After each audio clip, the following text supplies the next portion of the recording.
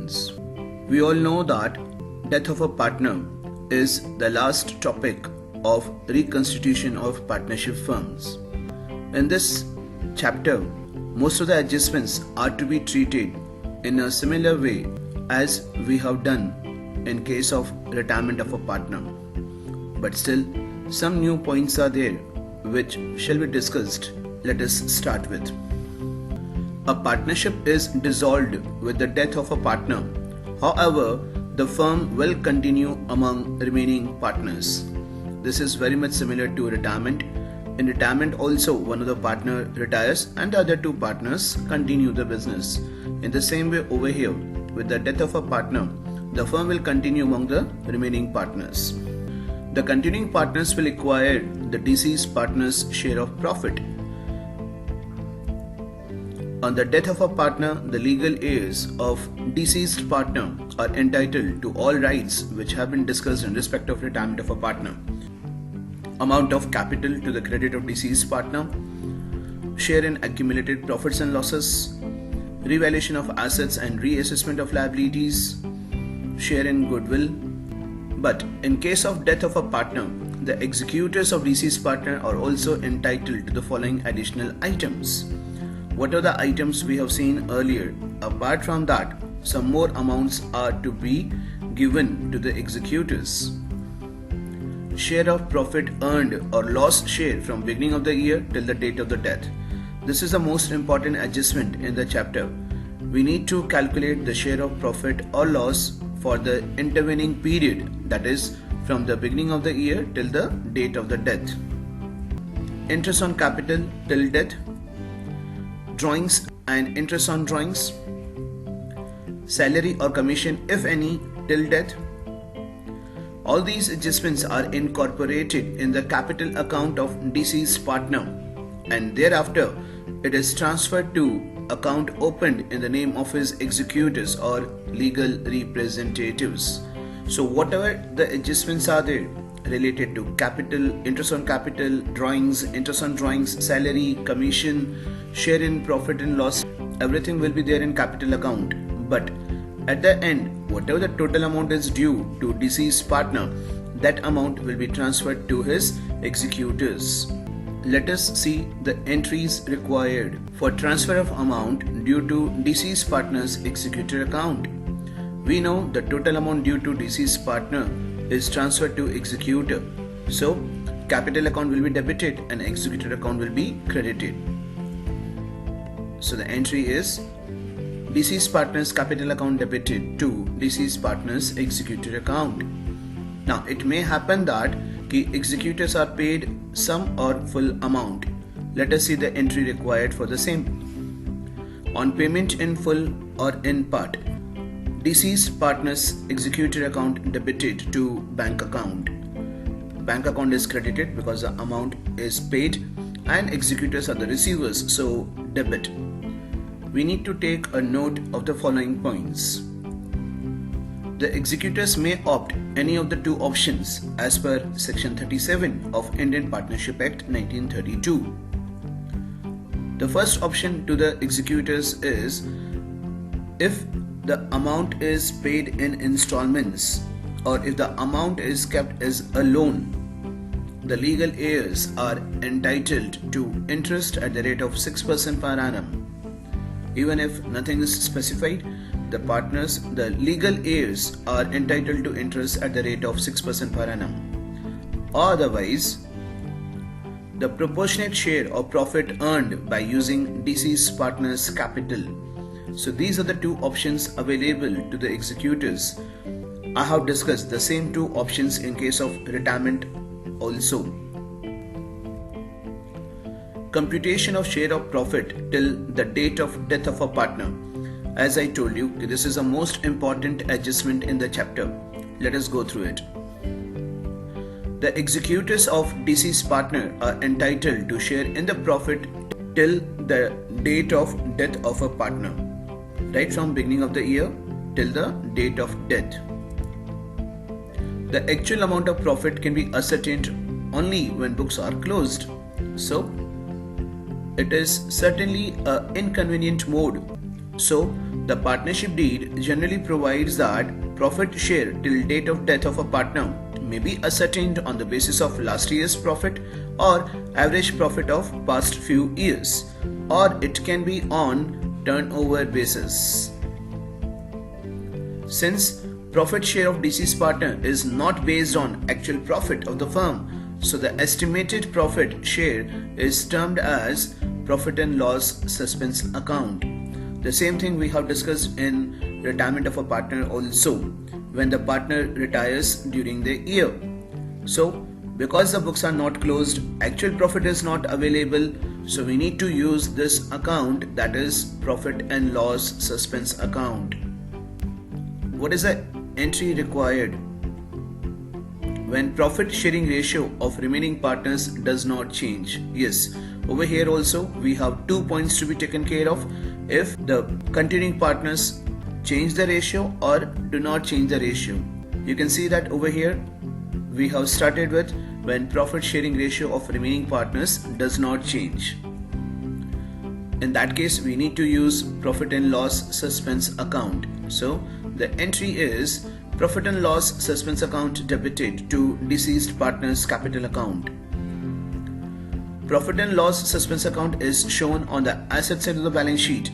We all know that it is a debit balance, and being a debit balance, yes, it will be in the balance sheet on the asset side. At the end of the year, profit and loss suspense account is debited to profit and loss appropriation account. Yes, because the books will be closed, the continuing partners will come to know about the actual profit. So this P&L suspense account will get closed by debiting it to P&L appropriation account, and the remaining profit will be shared by the continuing partners in their profit and loss sharing ratio. When profit sharing ratio of remaining partners change, this is also very important. As I told you, there are two cases for the share in profit. If continuing partners change the P&L ratio or do not change the ratio. We already have gone through when partners do not change the ratio. Now over here we are going to see the entries when partners change their ratio. Continuing partners capital account debited to deceased partners capital account. This is the entry required when partners change the profit and loss sharing ratio. Continuing partners capital account debit to deceased partners capital account. Again, you can see that gaining partners are debited and sacrificing partners are credited. At the end of the accounting year, whole profit of the year is shared by remaining partners in their new profit sharing ratio. Because continuing partners have already compensated the deceased partner as on the date of death, so at the end of the year, whatever the profit is left out, that profit will be shared by them in their new profit sharing ratio. Basis of share of profit till the date of death of a partner. We already have gone through what is the accounting treatment for the share in profit, but how is this profit calculated, on what basis? One is time basis. It is assumed that profit accrue on uniform basis during each month. Partnership deed may provide that either last year's profit or the average profit of last few years may be taken as basis for determining the share of profit of deceased partner. So this is what is on time basis. It is assumed that the profit accrue on uniform basis, and the profit that has to be taken for the calculation, it may be last year's profit or it may be the average profit of past few years. You can see that how it is calculated. Profit share of deceased partner is equal to profit of the firm till the date of death into the profit share of deceased partner. This is going to be very important. You need to understand that profit of firm till date of death. So if the amount of profit is given to us for one full year, in that case we need to calculate the amount of the profit for the intervening period, that is right from the beginning of the year till the date of death. Once you calculate that, then you need to multiply the same by the profit share of deceased partner. Then and then only we will be able to get the profit share of deceased partner. Let us understand this with the help of an example. PQR are partners in a firm whose books are closed on 31st of March every year. Year ending is 31st March. R died on 31st of July 2019 and his share of profits up to the date of death is to be calculated on the basis of the average profits of the last 3 years. Net profits of the last 3 years were rupees 10,000, rupees 14,000 and rupees 13,800. Calculate R's share of profit.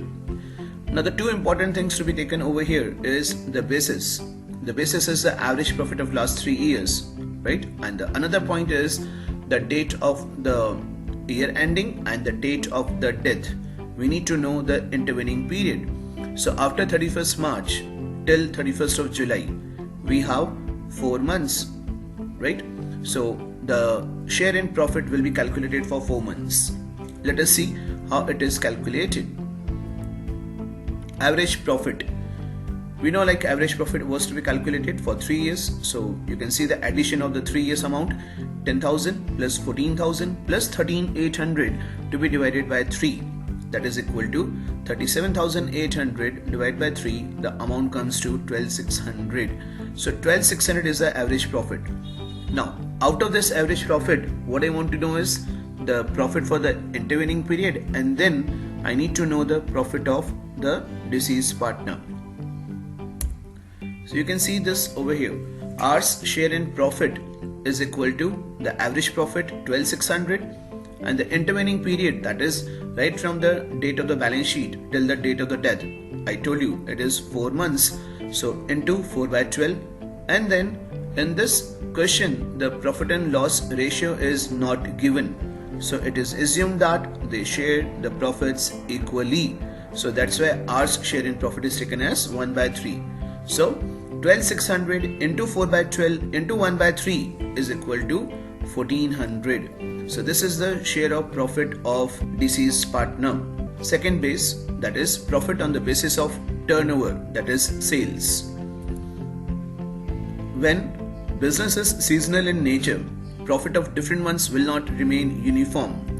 In such case, share of profit of deceased partner will be computed on the basis of sales till the death of a partner and the profit and sales of last year.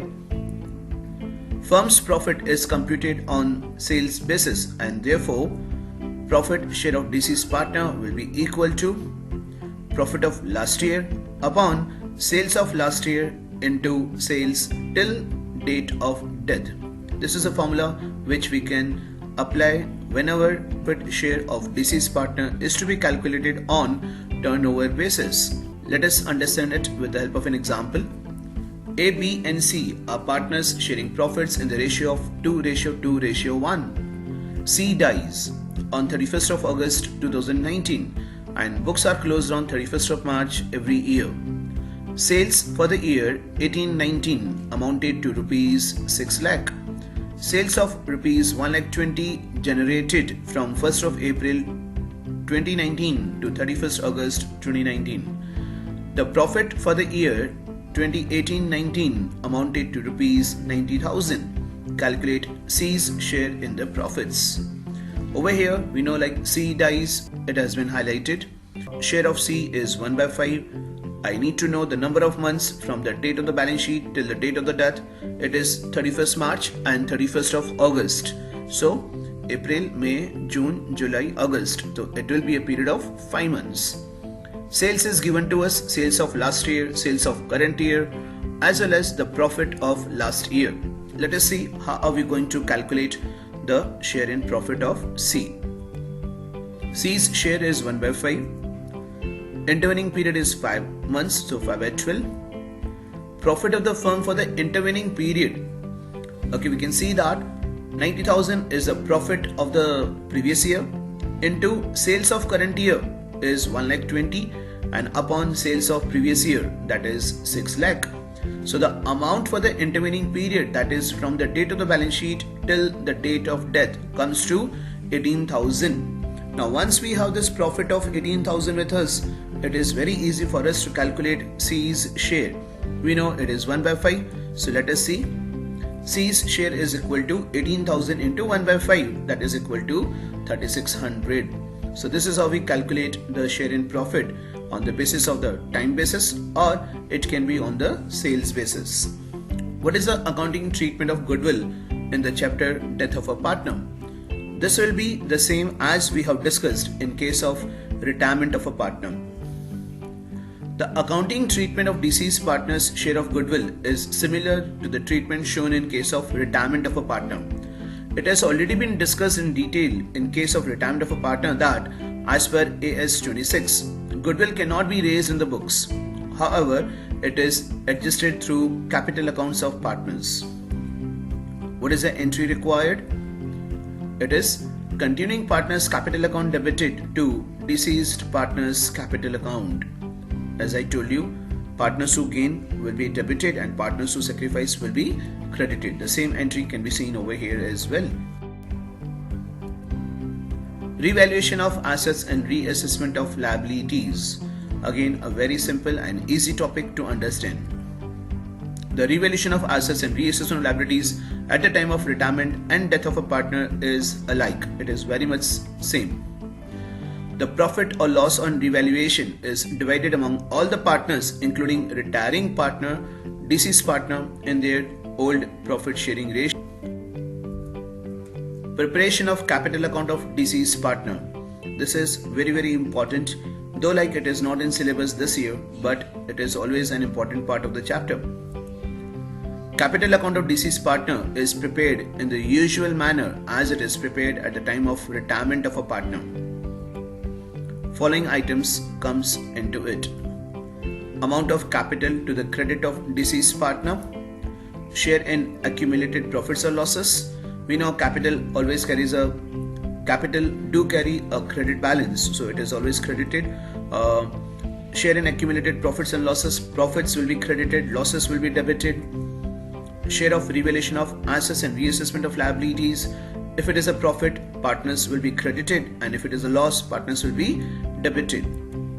Share in goodwill. As I told you, deceased partner is a sacrificing partner, so his account will be credited for the share in goodwill. Deceased partner is also entitled to the following additional items. Share of profit earned or lost share from beginning of the year till the date of the death. We already have gone through the examples, so I'm sure you are very much clear with this. Interest on capital till the date of death. Drawings and interest on drawings. Salary or commission, if any. Pro forma of capital account of deceased partner. Let us see the format. Okay, on the credit side, the first amount is balance BD, the opening balance as on the date of the balance sheet, right? And then interest on capital if provided for the intervening period.